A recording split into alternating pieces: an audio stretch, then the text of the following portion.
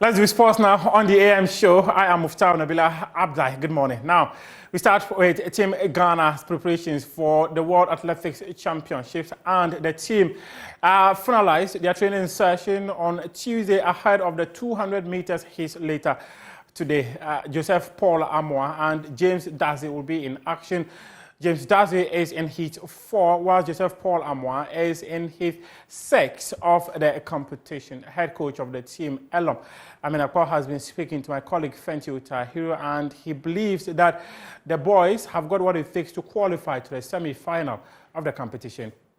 Being in a camp is what we've been asking for a very long time, and this time around we were able to spend at least I think 8 days in France, and then we are back here in Hungary doing the same thing that we are doing. So looking at the training and everything, I think we are ready to hit it.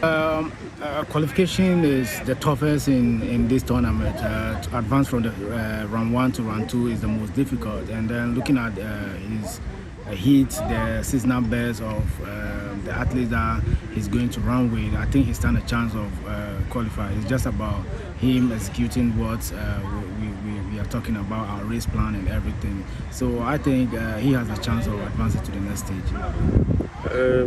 Darcy, his race, his heat seems, for want of a better word, maybe relatively manageable. He has the fastest time in there. But he has a strap on his hamstring. Talk to me too about his physical situation. Hamstring is something that comes and go, and it got to do with your mental toughness too. When you are returning from injury, you are very conscious about it, like it can come again and all those things. So he needs to, get it out of his mind going into the race tomorrow. If he thinks about it too much, it's definitely going to affect him. But that's Jim Dazi. He's a tough guy, and his running is the lane 9. When you're running in lane 9, you have a lot of work to do, meaning you really need to run a very fast curve, and he has to get the hamstring injury out of his mind, like if he has to qualify to the next stage. Also, when it comes to the sprinters, apart from the relay team, with Joe Paul and James Dazi, what have you been working on specifically in this? Is it the speed, is it technique, or what have you been working on the most? We have some few days to train. Adaptation-wise, you can't say that we can use the 10 days that we spend to work on somebody's speed. It's about their preparation that they have with their various coaches before coming here. My duty here is to just maintain it and then to polish it so that they don't lose that form that they have from the previous year.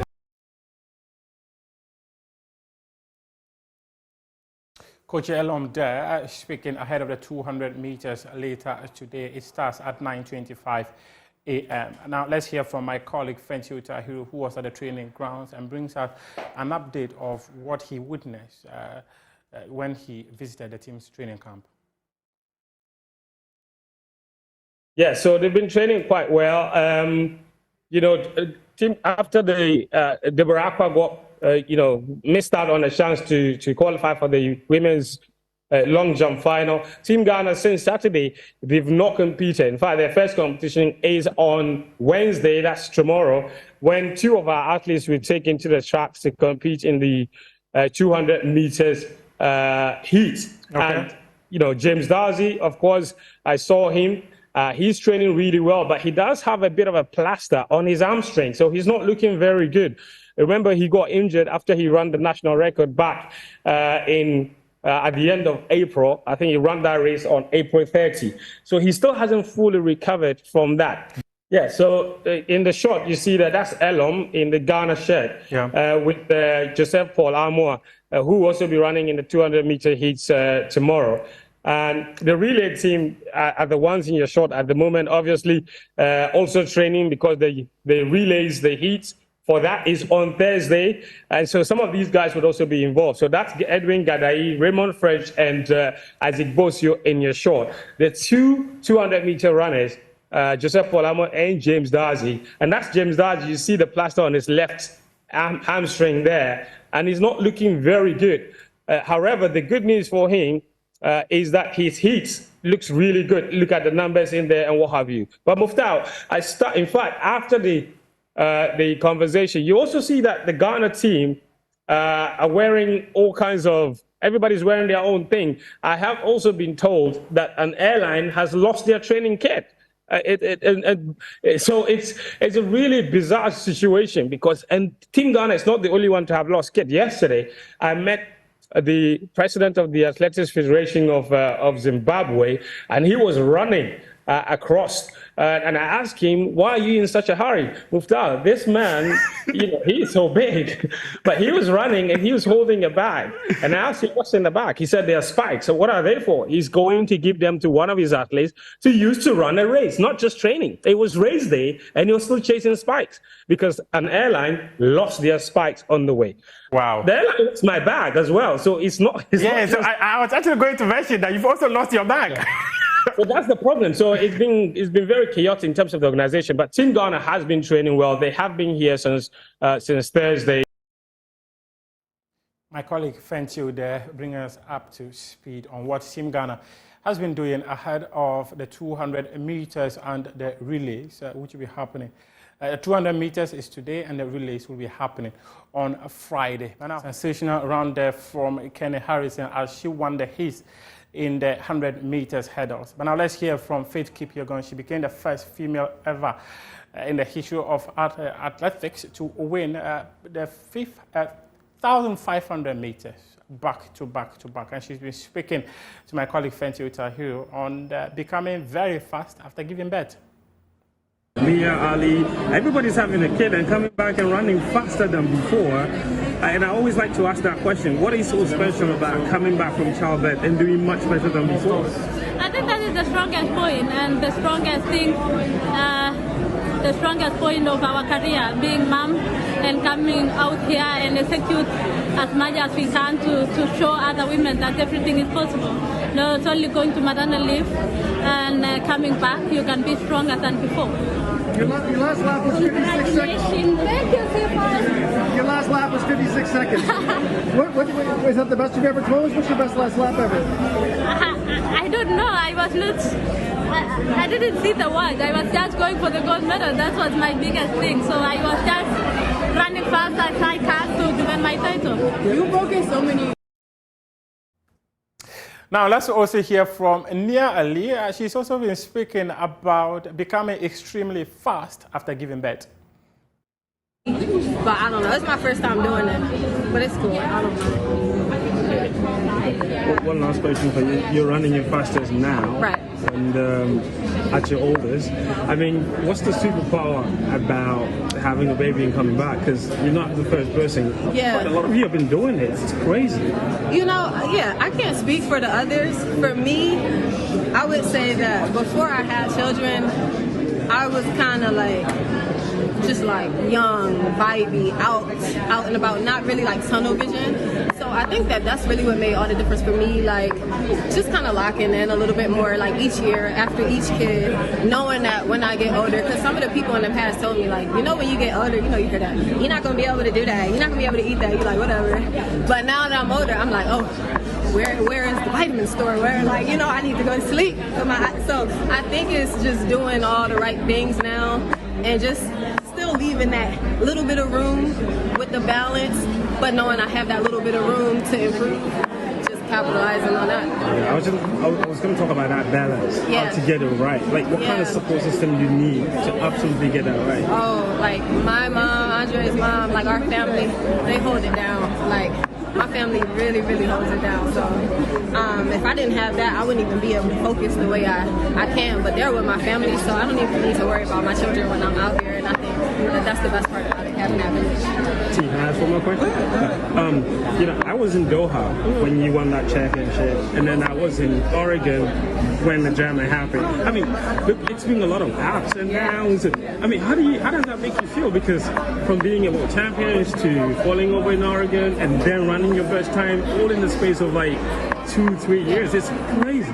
Yeah, it makes me feel good, and it makes me feel more confident than ever right now, because I feel like I really got a handle on myself and my career, and that's the most exciting part about it all. I learned from my experiences. Thank you. All the best for the semis and the final. Thank you. I appreciate it. Now let's hear from Toby Emusan. She's speaking to the media for the first time since she was charged by World Athletics Integrity Unit for missing 3 separate tests. Well, it was her time to also have a go at journalists, saying that they should cut her some slack and that they claim to know her more than she knows herself. In as much as I don't like to reference things, but I hate when people feel like they know me. Myra is in California. You wrote an article and it felt like we were buddies and I actually gave you intel on what to write. I read that article you wrote and let me tell you, it brought me to tears. And that hurt my feelings. Disrespected me as an athlete and my coach and all my athletes. You didn't know what surrounded that track meet. Or you just sat down and wrote whatever you want to write. You didn't know what I was going through. Or you just started typing. That's a kid. Because that was at my lowest. And you wrote everything like you get in this career. That's how I felt. What charges? No, I'm asking the charge about the violation. Like, because a lot of your fans and a lot of the edits of it. Mr. Carter, I am done answering your questions. You asked the same questions like 5 times now. That's the first time I asked that question. Yes, and thank you. So Toby, Ridiculous. yeah. Listen, Toby, we're so. You run fast, they want to talk about your shoes. You don't run fast, they want to talk about what's going on. Like, come on, cut me a slack. All you gotta do is say no thank you. No thank you. No, man, I'll tell you no thank you. To be a Musande, not having it lightly with media, saying that some of them report as if they know her more than she knows herself, and also said that many of those reports brought her to tears. Now, we'll wrap up with some football, and the Ghana Football Association, they will be assembling in Tamale for an elective Congress. Vice President of the Ghana Football Association, Mark Addo, says that they've been putting together the right structures that will ensure the successful governance of football in the country. And he says that the technical department of the Ghana Football Association, headed by Bernhard Lippert, is yet to achieve even 20% of what they dream for football. We came in October, I think October 29th of 2019. Yeah. There's been a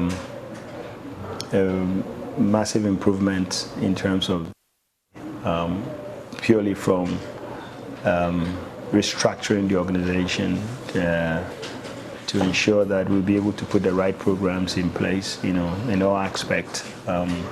Restructuring the finance organization, bringing in good technical people, hiring new CFO, putting the right controls and systems in place in terms of accountability. Because FIFA demands, the levels in terms of FIFA expectations are very high. We brought in a new marketing director to help in our campaign sponsorship, which has yielded tremendous results. We have over 25 major sponsors for the FA, which you can see in our financials compared from 2019 to 2020 to 2021. You can see that. The 2022 financials just closed. It's being audited as we speak. And once we go to Congress again, it will be made public. And then we also we set up a new legal department to help in the FA work. We've also hired a new HR manager. We hired a new HR manager. Can you imagine not having an HR manager in our organization? So we did that as well. The prosecutor was mandated by FIFA, which we hired. So in terms of the right structures in place, we have done all that just to make sure the organization and then it's properly structured for growth. So that's what we've done, and there's a whole lot of work that goes on in this contest. On the back of it, we've been able to meet all our FIFA audit requirements, and it's been tremendous amount of work that gone into to get that done. In terms of also in our statutory reporting, we've also made that as well. You know, our financials with the registered journal. So from organization structure, standpoint, turnaround structure, I think we're on the right course. Then you veer into competitions, you know. So all these things, of course, we have to have the right people to plan for the competition, for the clubs and for the league. We've also have to work on the other aspect in terms of refereeing, which was a big challenge when we came in. Restructuring that, get a referees manager, the technical development of our referees. Our same as we set up we didn't set up, we enhanced the technical directorate by hiring Bernard Lepere, the technical director, to do it. They've done a lot of work at the technical directorate, but still a lot of work needs to be done. You know, we are not even 20% of what we expect the technical directorate to do. That's your sports for now. We do have more sports stories on myjoyonline.com. The show continues right after this.